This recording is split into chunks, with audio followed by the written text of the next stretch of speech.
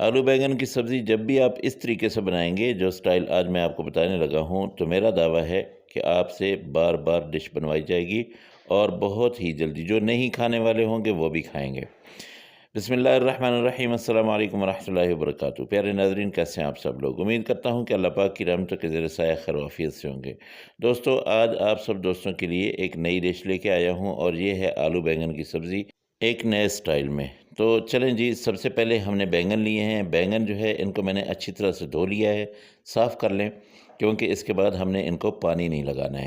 अब आपने यूँ करना है कि इसका जो ये सख्त वाला हिस्सा है, ये वाला, इसको हमने काट देना है। हालाँकि इसमें टेस्ट बहुत होता है अगर इसको पकाया जाए तो, लेकिन हम इसको ये रिमूव कर देंगे। ये सारे के सारे जो है इनको मैं साफ़ करता हूँ।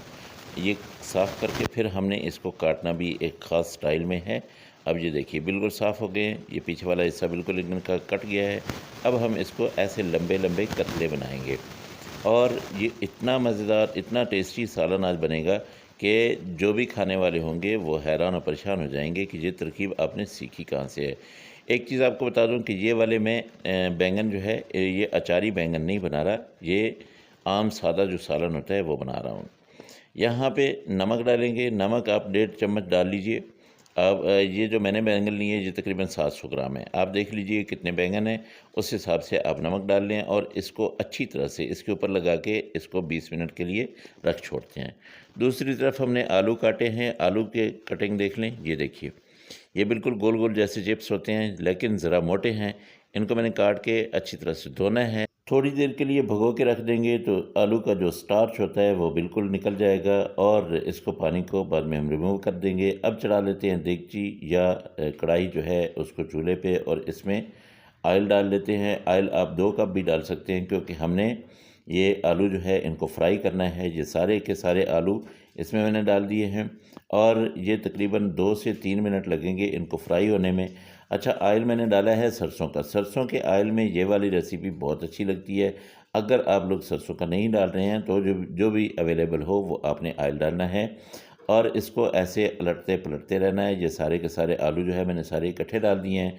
तो इनको तकरीबन 2 से 3 मिनट जब आप पकाएंगे तो इनका एक कलर भी चेंज हो जाएगा और उसके साथ साथ जो है ये गल चुके होंगे तकरीबन। अब ये मैं निकाल लेता हूँ।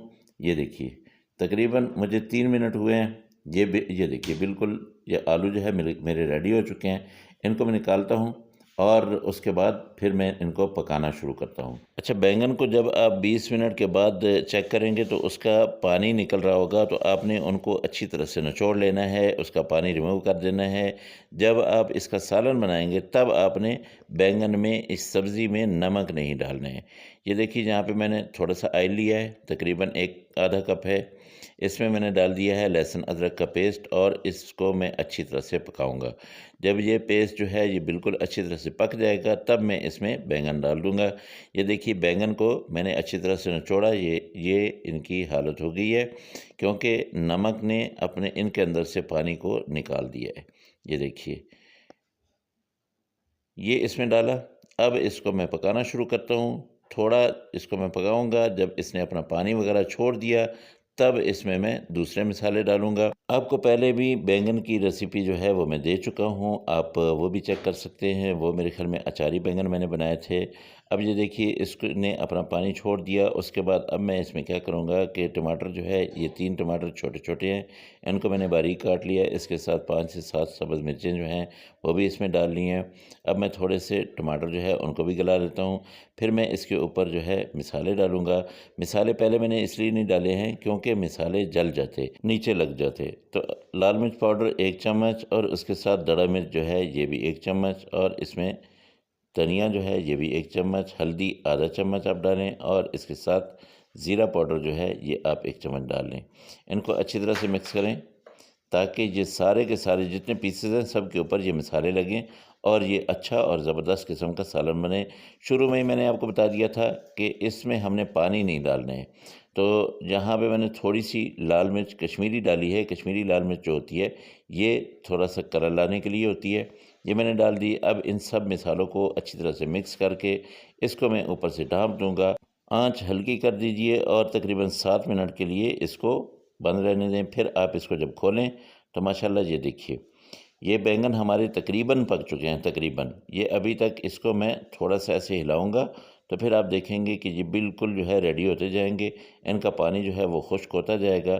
अपने पानी में ये गलने वाला सालन बहुत ही मज़े का लगता है। तो माशाल्लाह हमारा सालन जो है ये तकरीबन रेडी होने वाला है। अब हमने इसमें आलू डालने हैं, लेकिन इसको थोड़ा-सा अभी और बंद करते हैं। उसके बाद मैं आपको दिखाता हूँ कि ये देखिए ये पोज़ीशन हो चुकी है। ये अपने पानी में ही इतने गल गए हैं, इतने नरम हो गए हैं कि बिल्कुल तकरीबन ये पकने के करीब हो गए हैं। अब हमने इसमें डाल देने हैं आलू, और आलू डाल के इनको मिक्स करके फिर हमने इसको थोड़ा टाइम देना है, इसको कवर कर देना है, ताकि आलू के अंदर भी ये सारे के सारे मसाले जो है वो चले जाएँ और हमारा ये बहुत ही लज़्ज़तों भरा सालन जो है ये रेडी हो जाए। जो ना खाने वाले होंगे, मेरा दावा है कि वो भी आपसे माँग-माँग के खाएँगे। लेकिन इतना आपको बता दूँ कि बहुत ज़्यादा आप ना बनाना, ये 1 या 2 किलो की रेसिपी जो है यही बनाना, क्योंकि ज़्यादा आपसे नहीं बन पाएगा। तो ये देखिए माशाल्लाह हमारा ये वाला सालन बिल्कुल रेडी हो चुका है। अब इसमें हम डालेंगे यहाँ ऊपर से सब्ज़ धनिया, और सब्ज़ धनिया जो है वो बहुत ज़्यादा डालेंगे, क्योंकि सब्ज़ धनिया की भी बहुत ख़ास किस्म की खुशबू भी आती है और इसकी लज़्ज़त भी बहुत होती है। अब हम इसको सब्ज़ धनिया को डाल के फिर 2 मिनट के लिए दम पे रखेंगे, ताकि इसकी खुशबुएँ जो है इसके अंदर चली जाए। फिर मैं आपको डिश आउट करके दिखाता हूँ। माशाल्लाह अल्हम्दुलिल्लाह। अगर आप लोगों को ये वाली रेसिपी अच्छी लगी हो तो मेहरबानी करके मेरे चैनल को ज़रूर सब्सक्राइब कर लीजिएगा। साथ में लगे बेल आइकन को ज़रूर दबा दीजिए, ताकि मेरी हर आने वाली वीडियो का नोटिफिकेशन जो है वो आप लोगों तक पहुँचे। मेरे अल्लाह की रहमतें, मेरे अल्लाह की नेमतें आप सब लोगों के घरों में बारिश की तरह बरसती रहें। मेरे वो दोस्त जो परेशान हाल हैं, अल्लाह पाक उनकी परेशानियों को दूर करे। जो बीमार हैं, अल्लाह पाक उनको शिफाए कामिला आजिला अता फ़रमाए। इंशाअल्लाह आप लोगों से अगली रेसिपी में फिर मुलाकात होगी। मुझे इजाज़त दें। अल्लाह हाफ़िज़। अस्सलामु अलैकुम व रहमतुल्लाहि व बरकातुहू।